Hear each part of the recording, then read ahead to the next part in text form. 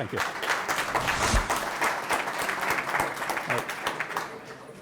Take these off. Okay, wow. Thanks everybody for coming. It's a pretty big crowd.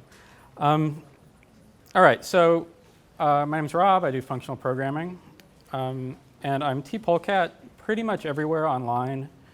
I'm easy to find. I like to help people with functional programming, so feel free to reach out if you want to chat. I work in a bunch of open source functional programming libraries for Scala, a lot of type level libraries, so I'm kind of involved in that part of the community.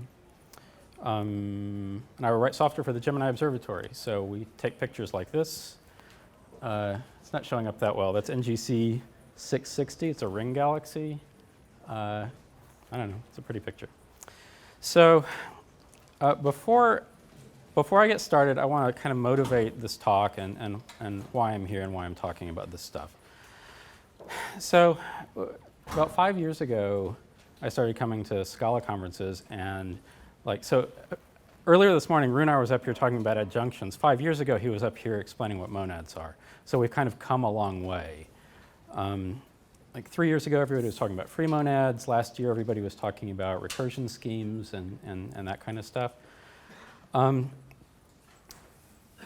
But I'm concerned about people who kind of just got here, right? So monads have not gotten any easier over the last 5 years. There are a lot of beginners, a lot of newcomers to this kind of programming, and I don't think we're doing a great job helping people get started. I think organizations are trying to dive into this, and they're having a rough time. And Kelly Robinson has given a few talks over the last year and a half where she's really hammered home this point that people are struggling with this, and I'm convinced, and I think we need to do better teaching people these sort of fundamental ideas about functional programming. So this year, my friend Adalbert, who's probably out there somewhere, we decided we were going to talk about these kind of core ideas, and hopefully some of you saw his talk yesterday, and so I'm hoping this will kind of wash over you from a different direction. It's similar ideas, but I'm going to try and come at it from a different point of view. I think it just helps to see things from different, from different directions, and eventually stuff overlaps enough that it'll start making sense. Okay, so the goals today, don't panic, and I say this for all my talks. In this case, it goes for me too. I haven't given this talk before. I'm going to be looking at my notes more than I would like to, but that's just kind of the way it goes. So we want to understand what functional programming is and what its benefits are. We want to gain some insight into the way functional programmers think about things. This is a big deal, right? When you do FP, you have to change the way you think about programming. And it helps to just kind of see people doing it, to see how you approach things. So I'm going to try and illustrate that a little bit. Understand why monads are useful. So this is a talk about monads. If you already know everything about monads, you may not learn anything. We're going to see where they come from and how they fit into sort of the bigger scheme of things. And I want you to be inspired to be curious. I want you to not come away with this, not come away saying, "Ugh, I've got to learn all this stuff," but I get to learn all this stuff. Okay, and so be open, be curious. There's a lot of really cool stuff out there to learn. I'm going to go through a lot of code and do a lot of code manipulation, and I'm going to drive a lot of things kind of from first principles. So the goal for you is not to follow every single step that I make. You can always go back and look at the slides for that. The goal is to understand how things are connected and how the things that we do are not arbitrary. They have some basis behind them. And as you learn more and more of this, you'll sort of build a puzzle. The puzzle pieces will start getting filled up in your mind, and eventually you'll be able to sort of fill them in yourself and explore on your own. All right, so functional programming. What is functional programming? Well, let's take it way back, right? So we have values, and this is Scala, so we classify values into types, which we can treat as sets. In a language like Python, everything's in the same set. Everything has the same type. And then we have functions that map values from one type to another. Okay, so notice that I'm talking about a mathematical function. it maps every value in type A to some value in type B. Okay, that means it's a total function. Also, it's not necessarily clear from the picture, but that is all it does. Okay, it doesn't increment a counter, it doesn't check the system clock, it doesn't write to a file. A function is a mapping from values to values, and that's all it is. Okay, so functions like this are said to be pure. Okay, the output is determined entirely by the input. Okay, and there are a lot of good consequences to programming with pure functions. So evaluating expression always gives you the same answer. You can memorize anything freely. We can always inline a function, and we can always factor one out because it's just a symbolic manipulation. We can always substitute a variable for whatever expression it was bound to. Or we can introduce a new variable and factor out a common sub-expression. And that property you've probably heard of, and it's called referential transparency. It's the fact that we can perform this substitution. So let's look at some examples. So are these two programs the same? Anyone? It depends, right? In functional programming, the answer is always yes. And that's the key thing, okay? Those programs are always the same in functional programming, and from that fact, you can build up a lot of really powerful stuff. But in general, it depends. So this one, I would say the programs are the same. A is just 42. What about here? What do you have an iterator? Right? Those are not the same program, are they? Okay. So iter.next is not referentially transparent. You can't perform that substitution legally. And notice that it goes both ways, right? These are the same programs, so you can go from one to the other in either direction, right? So you can't factor it out either. You're stuck, okay? And you just have to know that you can't do it for that expression. That's a lot to keep in your head. And we're trying to make programming easier, so getting rid of that worry is very powerful. What about this one? Not the same program, obviously. One prints high once and one prints it twice. What about this one? What do you think about this? That one kind of depends. It's pure as long as you never mutate the result, because one of them has one array and one of them has two distinct arrays. And once you mutate, you can observe that these things aren't the same. So if you have part of your program that's pure and part of it that's side effecty, you can run into these problems as well. So we've got to be careful when we're doing functional programming in Scala because the compiler doesn't help us very much, right? We have to be kind of careful when we think about this. All right, so let's review this idea. Every expression in your program is either referentially transparent or it's a side effect. It's one or the other. Okay, so saying something that something is a side effect is it's a syntactic property. It's saying something about your ability to perform substitutions. Okay, it's only an indirect statement about sort of runtime behavior of your program. So if you think about it in these terms, I think it's pretty easy to understand what a side effect is. It's just, can you do the substitution or not? Is it ever going to cause the behavior of your program to change to do so? Okay. And this is an important point, I think, because in functional programming we live in the world of, well, let's see, got one more. Okay. So we can use the substitutions to do equational reasoning, and in FP we're sort of in the world, we're out of the world of statements, we're in the world of equations and expressions. So functional programs are expressions. Okay? It's not it's not a list of instructions, it's an expression that is reduced to produce some answer for you. Running a functional program is a process of reducing an expression to a value. And we build bigger programs by taking smaller ones and composing them, which is the kind of thing we do all the time with expressions. We have two things, and two numeric expressions, and we can put a plus between them, and now we have a bigger one. So because all we have so far is function composition, let's talk about that. We have pure, all we have is values and pure functions. So let's compose some functions. Okay, so here's our function again. And we can introduce another function that goes from B to C, a function called G. And we can compose them end to end like that. And now we can create, by doing that, we can make a new function f and then g that kind of goes all the way through in one step. Okay? So what does that look like in Scala? Okay, like this. So this is how we would define it in Scala. It's pretty straightforward.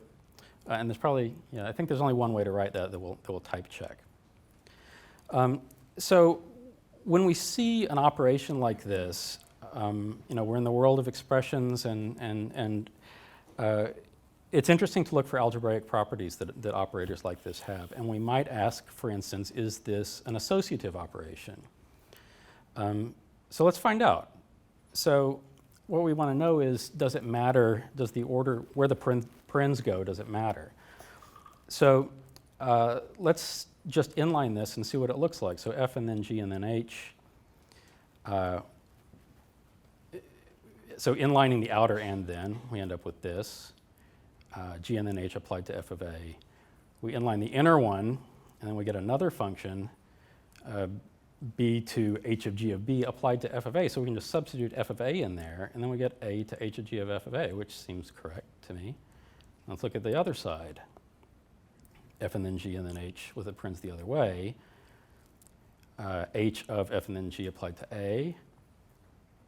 Substitute the inner one, and again we have a function applied to a, and we can substitute a all the way through, and we get h of g of f of a, right? And they're the same, and we proved it, right? This isn't something that we're, this is a fact, okay? And I think it's pretty cool. Okay, so we have this new legal substitution that we can perform on our programs, which is awesome. Now we can substitute variables, and we also have this other thing we can do. So purity gives us the ability to derive these substitutions, these bigger, more interesting substitutions we can make, and that's where FP becomes really powerful. What else might we ask about this? If you have an operation, it might have an identity, so let's look at that. My conjecture is that if we compose with a function that does nothing but return what you give it, it will be a no-op. So let's look at right identity. F and then ID is A to ID of f of a, which is B to B applied to f of a, which is this f of a to f of a, which is f. Okay? So right identity works, and the same thing works for left identity. Okay? So we have that too, and we have associativity. Okay? So we have mappings between types. We have an associative operator with an identity at each type. And we've proved it's true by the definition of function composition. And because there's really only one way to define function composition, this actually follows naturally from the type of function composition, which I think is really interesting. So it turns out there's a mathematical structure that represents this kind of thing exactly, which is called a category. So a category has four things. It has objects, in this case they're types. It has arrows, which in this case are pure functions between types. It has an associative composition operator, which is and then in this example. And it has identity arrows at each object, and these are defined by our polymorphic ID method. Okay, and if you were in Runar's session, or unsession yesterday, you'll know a lot more about categories, but this is as far as we're going to go today. The question is, why do we care, right? So it just turns out that math is useful. But we identify these connections between types and programs and mathematics, and we can do a lot of really amazing things. FP is just doing some astonishing things by tracing its roots back to these mathematical structures. I think one of the benefits is that these connections are very apparent when you're doing functional programming. I think the gap between theory and practice is really quite small, and we can apply these ideas very directly. And by doing this, we can be very precise about what our programs mean, which makes it easier to be convinced that our programs are correct. And because we have these substitutions we can do, we can refactor our programs very confidently. So it helps our programs start correct and stay correct. And this is kind of the value proposition for functional programming. But all we have are values and pure functions, right? So we've given up a lot of expressiveness to do this. So what about partiality, right? So functions have to have an answer, and in writing Java, sometimes you return null or something. How do we deal with that? Exceptions. So we're in the world of expressions, and expressions don't throw exceptions, right? Non-determinism. Functions have to have exactly one answer. Dependency injection, right? So the power of FP comes from, it gives us an ability to reason locally about stuff. And if we have this sort of big global scope that's introducing stuff that any part of our program might depend on, then that hinders our ability to do that. Logging is a side effect, right? And the whole point of logging is to see when things are happening. And in functional programming, we're dealing with expressions. We don't care when things happen. It doesn't matter. So what happens to logging? Mutable state, obviously, we don't have var anymore. And imperative programming in general. Where does it go? So it seems like a lot to give up, right? And a big barrier to learning functional programming is understanding what to do when you need one of these things, and what functional principles do you apply to solve these problems that are pretty, you run into them all the time when you're writing programs. So this is where effects come into play. So effect is a very vague term, and that's okay because we're trying to talk about something that's sort of outside the language. And it can be hard to grab a hold of, and then we're going to spend the rest of the time in the talk talking about it. So I should note, if there's one thing to take away from the talk today, it's that effect and side effect are not the same thing. Okay? Effects are good, side effects are bugs. Their similarity, their lexical similarity is really unfortunate because it leads to a lot of people conflating these ideas when they read about them and people using one instead of the other, so it leads to a lot of confusion. So when you see effect when you're reading or talking to somebody, think a little bit about what's going on because it is a continual point of confusion. So what I want to do is talk about 6 of the effects. They're kind of the first ones you learn when you start to do functional programming. It's just kind of the first things in your toolbox. There are many more and many ways to classify them, but we're going to start small, okay? We're going to look at these effects, talk about what they mean, and try and figure out what's in common about all of them. So hopefully we'll be able to, by the end, have a pretty precise definition of what these things have in common. All right, let's talk about option. So we're Scala programmers. I'll assume everybody has seen option. And the intuition about that in functional programming is partiality. We can define functions like f and g that might not return an answer. It gives us a way to represent the fact that I don't have an answer for you. Okay? So we can have an a to option b and a b to option c. And if we could combine these, and the a to option b, b to option c, and end up with an a to option c, what would have to happen is that the effects would have to be combined, right? If either of them failed, we couldn't possibly get a c out, right? So if we had a way of sort of smashing them together by doing function composition, that would be pretty powerful, but we can't, right? We don't, and then doesn't work. We could write it out, but we're not going to do that. We're going to keep going. Let's talk about either.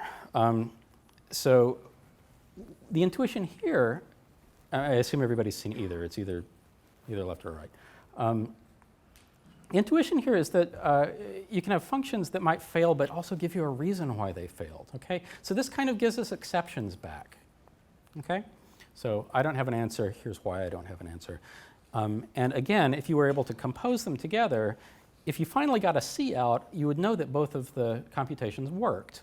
If one of them failed, you would get a left, and you would get the first left that was encountered because the computation would have to stop there. It wouldn't have a value to pass on.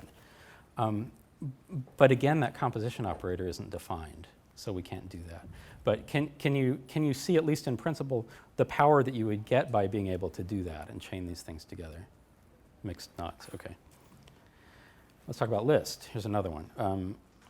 So in functional programming, we take kind of an interesting interpretation of list. We sometimes think about it as a kind of non-determinism. We can have defined functions that might return any number of answers. Okay, and if we were to compose these two together end to end, we would want to get every possible answer that we could have gotten from these two functions f and g. Okay, but again, we can't do that. So these three effects, most Scala programmers have run into, and then you run into them pretty quickly. You might not think of them as effects, but they are. And so now we're going to talk about some that are less familiar if you're just starting this journey. This just fell out of heaven the other day. So this is Jamie up in Seattle accusing Andy of teaching people the reader monad. So he was skeptical. He didn't want people talking about the reader monad. So if there's anyone down here from Seattle, from Starbucks, let's talk about the reader monad. So this is a little data type. And it says if I have a reader of AB, what it does is it wraps a function from A to B, which is really pretty simple. But the idea is we can compute values that have a dependency. Okay, so A to reader of config B, where config is like some config file or something we're passing around, it's equivalent to an A to config to B. Okay, let's see, I think I have some examples of that. Yeah, okay. So here's an example. I have a method path. It takes a string and it returns a reader of host and string. Okay, so what I can do is I can construct this computation P with a path, and then I can run it with different hosts and I'll get a different answer back. Okay, so it's just sort of a currying thing at this point, a partial application thing. But if we were to compose these things, we could have multiple computations that were dependent on that same configuration. We could compose them together and get a new computation and pass the configuration in and get our complete answer back. We can't do that yet because we haven't defined a function composition for that type.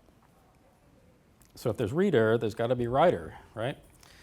So this is another effect that's a pair of some value W and an answer A. And the intuition here is functions that can annotate the values that they compute. So if we have something that returns a writer of B, info B, it'll return info and the B. And the info might be a log message or something.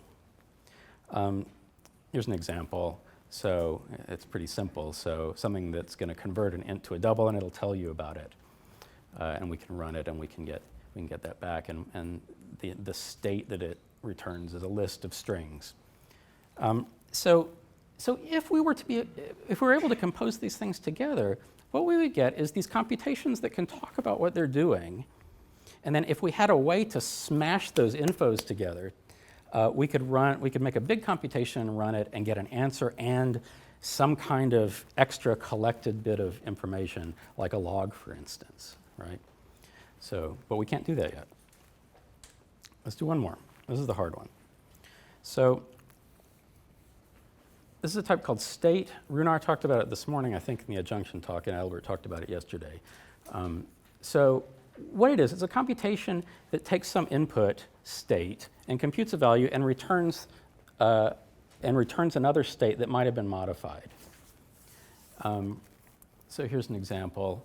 We've got something, it's really simple. It just counts the number of people that it has greeted so far. So it takes count and it returns a message and then increments the counter. So if we construct greet for Bob and we run it with 1, it says, hello Bob, you're person number 1, and the next counter is 2, right? That's the current state that's coming back out that we could pass on to the next computation. And if we were able to compose these things together, then we could do that. We would have this state sort of threaded through our computation, which is nice. That kind of gives us mutability back. okay, or a lot of the cases that mutability is used for. All right, so what do we see here? What do they have in common? So all of them compute kind of an answer, but there's some extra stuff associated with it. And this is what we call an effect. It's still kind of vague, but that's the idea. Let's try and be more precise. So we talk about these things, they all have the same shape. Okay? So for either reader, writer, and state, we have to fix one of the type parameters. But if we assume we're only talking about either with a string on the left or writer with only a list of numbers on the left or whatever, then there's only one type parameter left, and they can all be described by the shape. Okay? So my sort of big statement about this is, in fact, it's just whatever distinguishes f of a from a. That's about as precise as we can be about it. An effect is sometimes called a context, which I don't really like, but you'll hear people say that. And there are tons and tons of effects that we can model with different levels of expressiveness. And these are just the first ones. Like I said, these are the first ones you pick up when you start doing functional programming. And I'm doing this because they all have a similar amount of expressive power to them. So we're going to talk about what that is in a little bit. Because effectful value takes too long to say, sometimes we just call them programs. So if you have an f of a, you will hear people say this is a program in f that computes a value of type a. Okay? It might seem weird to think of something like option string as a program, but if you think about something like state, like we just saw, or an I/O program like John was talking about earlier, it makes a lot more sense. So that's a good generic way to refer to these things as computations or programs. You'll hear people use both of those terms. But they don't compose, right? That's our problem. We have these two functions that go to option, that have options their effect, and we can't compose them. So what can we do? So our question is, what would it take to make them compose, right? So here's our function diagram for pure function composition. And if we just sort of replace things with effectful functions, they look like this. Okay? So we have something like and then that looks kind of like a fish. And then we have an ID at every type, and I'm calling it pure because the intuition is it kind of takes a pure value and it turns it into a computation somehow. So if we were able to define this and make it compose, then we would get that power we've been talking about. So how would we write this in Scala? Something like this. It's parameterized over some type constructor. It has two operations, as pure and the fish composition. We can actually start to implement the fish, right? Because we have an A and an F of A, right? So we can apply at least one of those. And now what we have is an F of B and a B to F of C, and we're stuck. So who can tell me, I mean, does that signature look familiar to anybody?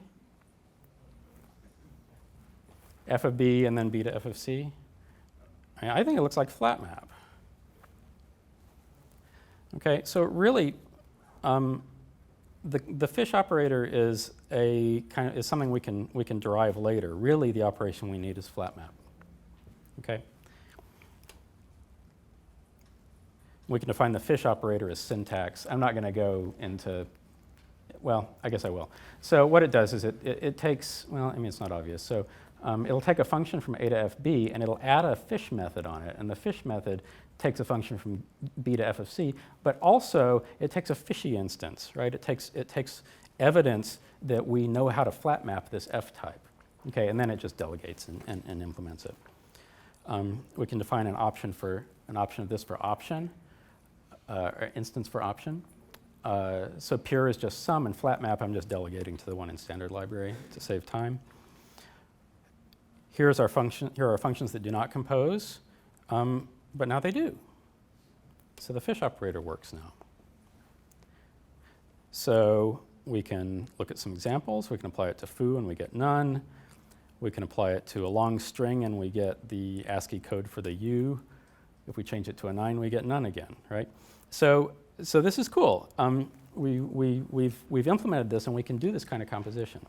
But what we've forgotten about is all the rules for the category. We can't forget those. So let's look at this. Look at our diagram again. What are the rules? Well, we need identity. We need left and right identity, and we need associativity. So what we want to do is figure out what this means in terms of flat map. Okay, so let's look at that. So left identity is pure fishy A. We can just inline the fish, and what we get is A to pure of A, flat map F. F, this is called eta expansion. We can turn F into A to F of A. It's the same thing. But because A is introduced on both sides, we can just treat it as a free variable like this. Okay? So that's what we need to satisfy for left identity. For right identity, it's a similar thing. We'll inline, do the same trick. We can treat A as a free variable, but we can also say F of A is just any arbitrary value in this effect, and so we'll just call it M. Okay? So these are identity laws. We'll do associativity really quickly. We'll inline the outer fish, and then the inner fish. And what we have in the middle is B to F of B flat map G, all applied to A, so we can substitute A in right there. Okay? And then right associativity. Remember, these things have to be the same. We can inline the outer one and then the inner one, and again, we can do the same trick we did before. Just treat that as a free variable, and then just an arbitrary term in that effect. So these two things have to be the same, and that's our associativity law. That has to be true. Okay, so we have these two operations, pure and flat map, and laws telling us how they relate to each other. And this isn't something arbitrary, so that's what I'm trying to get across. These are things that come naturally from the category laws, just by analogy with normal pure function composition. Okay? So I'll go ahead and tell you what we've been doing. This is called the Kleisli category for F. This is the Kleisli composition operator. And this fishy type class that we derived from nothing using math is monad, right? Okay, so the scary thing, it just comes naturally, and I haven't seen people talk about getting to it from this direction, so I hope it was helpful. We also derived all the laws. We got the whole thing. Everything you can say about monads is on this slide, okay? But notice that unlike the rules for function composition, which we proved were true and are necessarily true from the types, this is not the case for a monad. You can satisfy this type and break the laws. Okay? So when we define instances, we have to verify that they meet the laws. And Katz and ScholarZ both provide some machinery to make this very easy for you to do. So if you define instances, you have to check them. Someone should do a conference talk on that because it's really important, and I haven't never seen a talk about it. Okay, so we have pure and flat map that are abstract, but how can we define some familiar operations in terms of them? We can define map, right? Okay, so everybody's seen map on list and option. We can define that in terms of pure and flat map. We can define a tuple operator, which is kind of interesting. It takes two sort of existing values, FA and FB, and smashes them together, and you get an F of the pair of A and B. Okay? If you saw Adalbert's talk yesterday, he called it zip. I'm calling it something else so I don't conflict with the zip methods in standard library. We can define a syntax class that adds these methods so that anything that's an F of A, if there's a monad instance, you get these operations by syntax. And we can make some more. We can make some derived syntax. And these operators are interesting. What they do is they tuple the things together and then throw away one half of the tuple. Okay? So I call them right shark and left shark. The intuition is that the value on the right or on the left is being eaten, and what you have left is just whatever was left over. Okay, so with all this stuff, let's look at our effects again. Let's talk about option again. We've seen a monad instance for option. We saw a fishy instance. This is a monad instance. I went ahead and wrote out how flat map works here. So what we'll do is we'll inspect F of A. If it's a sum, we apply our F to that value. Otherwise, we return none. Okay, and does that make sense to everybody? More or less? Okay. So notice that this method could return none all the time. Just always return none, and it would type check. okay? But it would break the right identity law, okay? So this is why we check our laws when we implement type classes. It's very, very important to do so, okay? Type checking, Scala is not quite expressive enough to prove that stuff in the types. You've got to do it as sort of a second pass. All right. So we're Scala programmers. We've probably seen option used in for comprehensions. So I'm going to show the tuple operator for this one. We have a validate method that just ensures that a string is non-empty. So we can say validate Bob, validate Dole, and we'll get a pair of Bob and Dole. If either one of them is an empty string, we get none back. Okay, so that's interesting. Now, this next one, what we're doing is we're using the left shark, and we're throwing away the left value, and we just get some Dole.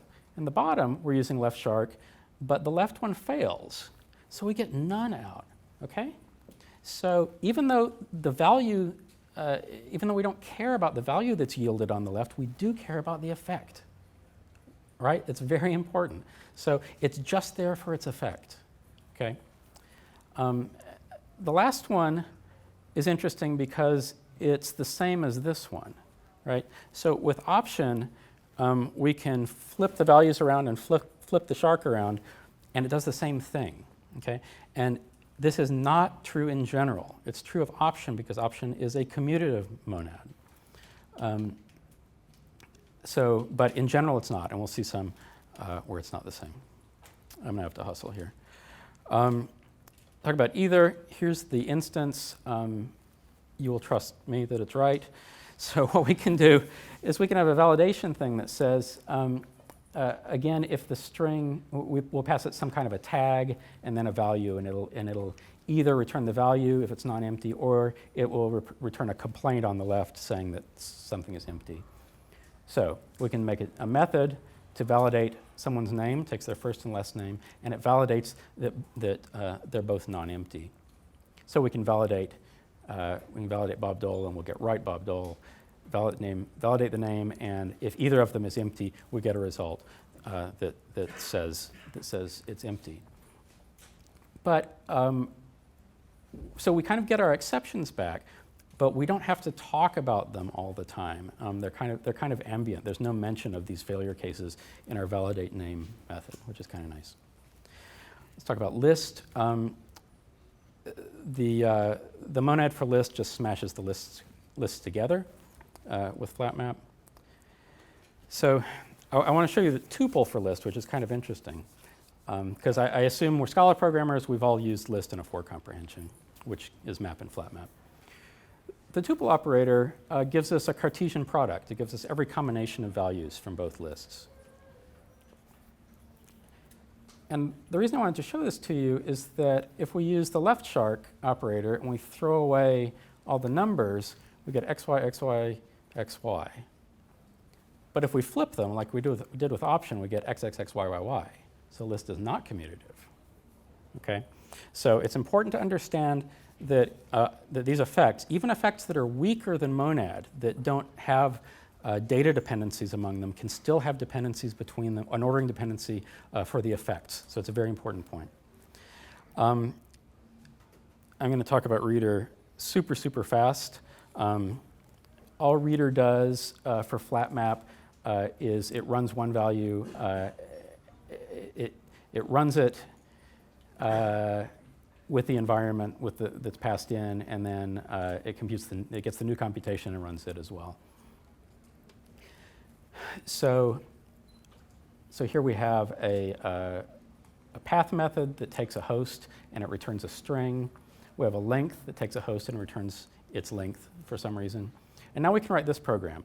It constructs a path and it gets the length, and then it prints out a message. And now we can run that, passing it a value, and it gets this google.com out of the reader. But the reader is not mentioned anywhere in here, right? So we have dependency injection in a pure functional way. We're not talking about this parameter all over the place. It's sort of down in the plumbing, which is nice. Okay, let's talk about writer. Actually, we're not going to talk about writer because I have to introduce monoids to do that. But the gist of it is you can get logging back. All right. State, really quickly. The idea for sequencing state together is you run the computation, you get the answer in the new state, and then you propagate the new state when you run the second computation, and that's all I can say about it. Here's a state computation for generating a random number. So it takes a seed and it produces an int. So what it does is it computes this modular operation to get a pseudo-random number, and then it returns it as the new state as well as the answer. And now we can create a D6 for rolling a value, I guess from 0 to 5, actually. I should have added 1. And then we can construct a bigger computation that will compute 2d6 plus 2. And it's pretty cool, right? Because we're not talking about the state at all. It's completely threaded through in the plumbing. And we're writing an imperative program that looks like it's using a side-effecting random number generator, because we have D6 mentioned twice here, okay? And we can run this. If we run it with 17, we'll get 10 as the total, and then this gigantic number is the new seed. We can compose that again. We can run damage twice and run it. And then we'll get 2 values back. Or we can even tuple it if we want to. All these operations work. It all generalizes. Once you have this notion of monads, there's all of this stuff that you can do without thinking about what the particular effect is, which is extremely powerful. It gives us a huge possibilities for abstraction. All right, that's it. Not quite. This is just a taste, okay? There are a lot of effects. There are a lot of ways to classify them. The operations we've defined actually sort of fall in concentric circles. We have things that just have map, things that have map and zip, map, zip, and pure, and so on. And these are functor, apply, applicative, and monad. Okay?